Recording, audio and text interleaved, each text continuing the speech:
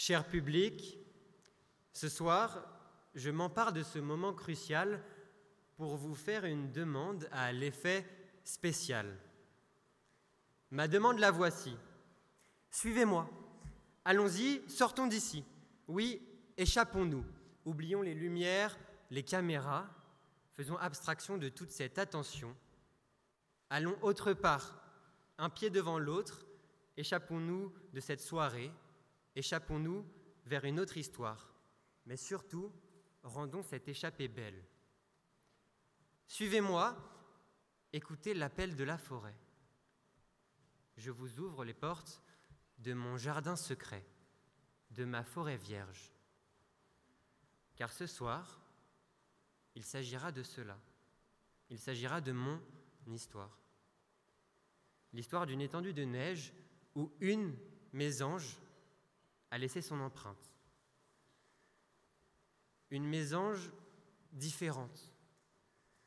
Une mésange qui n'a jamais pu prendre son envol, car lorsqu'elle s'y essaye, elle zigzague, chancelle, puis tombe. Et pourtant, à chaque fois, elle y croit. Alors, en attendant, elle reste dans son nid, comme un enfant puni. Une mésange qui chante bizarrement, qui gazouille des chants que personne ne comprend vraiment. Une mésange qui ne sait pas chanter en chœur, mais seulement avec son cœur. Une mésange qui n'est autre que ma sœur. Une mésange autiste qui vit selon sa propre dissidence, une existence de différence. Alors à vous, les Mike Horn de mon jardin secret, ce jardin que vous avez survolé comme de blanches Christophe Colomb. Oui, à vous, explorateur intrépide de ma forêt vierge, explorateur intrépide de ma forêt vierge, à vous, je ne cacherai pas le feu de forêt qui, pendant des années, l'a ravagé. Un feu de forêt, non, pas lié au changement climatique pour une fois, mais aux braises attisées par cette mésange. Car voyez-vous, cher jury, cher public, il y a chez ma sœur une forêt vierge, une étendue de neige où rien ne peut laisser son empreinte. Rien. Pas même les multiples séances d'orthophonie, de psy ou même d'ergothérapie. Dans son monde, les phrases ne sont que des questions. Tu vas où? Tu fais quoi? T'as mangé quoi? Tu l'as acheté où ton t-shirt? Et tout ça en répétition.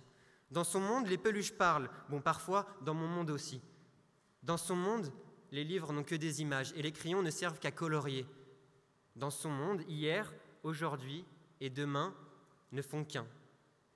Dans son monde, le monde tourne dans le sens contraire et rien n'a de sens concret. Sa forêt vierge, avec ses ronces et ses orties, elle m'a fait mal.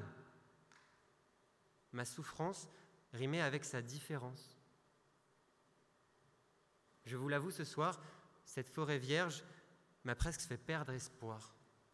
Ce handicap était ce qui m'éloignait d'elle, mais aussi des autres. Ce handicap était ce qui me faisait perdre le cap. Mais petit à petit, l'oiseau a fait son nid, et cette nappe de feu qui dévastait ma forêt vierge s'est transformée en un feu de joie. Tout feu, tout flamme, l'enfant qui désespérait a compris. L'enfant qui désespérait a compris qu'une mésange ne venait jamais dans un jardin sans y apporter un message d'espoir. Sa différence est devenue le symbole de son existence. J'ai compris qu'elle était handicapée, mais restait handicapable de tout, capable de rêver, d'espérer et d'aimer. J'ai accepté que finalement, jouer à handicap ou pas cap, c'était pas si mal. Que ça, forêt vierge, cachait elle aussi, derrière ses arbres, une plaine d'humanité. Alors, l'autisme a cessé d'être despotisme, pour n'être qu'ex-autisme. L'oiseau de mauvais augure s'est mué en un drôle d'oiseau. J'ai compris que jouer au Playmobil, et non surtout pas au Playmobil, n'empêchait pas de vouloir aller en avant les histoires. J'ai compris que comme elle, voir la vie en rose, littéralement, s'habiller de rose, peindre les murs en rose, mener une existence à l'eau de rose, eh bien, c'est loin d'être morose. J'ai compris que chanter sans savoir les paroles, n'empêchait pas de se casser la voix, qu'il fallait tout simplement apprendre à lâcher prise. Chanter « libéré, délivré » en étant vraiment libéré, délivré. Et que parfois, la cacophonie fait partie de l'harmonie. Alors oui, toute cette part d'inconnu, de lâcher prise, la forêt vierge et l'étendue de neige de ma sœur, ça a pu me faire peur. Mais cette mésange, à l'empreinte si singulière, m'a appris à voir au-delà de la cime des arbres, à célébrer cet inconnu qui sommeille en nous tous et à le transformer en espoir. Car les forêts vierges cachent bien souvent, derrière leurs arbres immenses, les graines de l'espérance. Vous, que j'ai convié ce soir dans mon jardin secret, tendez l'oreille. Écoutez les mésanges chanter, car désormais, elles y sont les bienvenues pour y laisser leurs empreintes.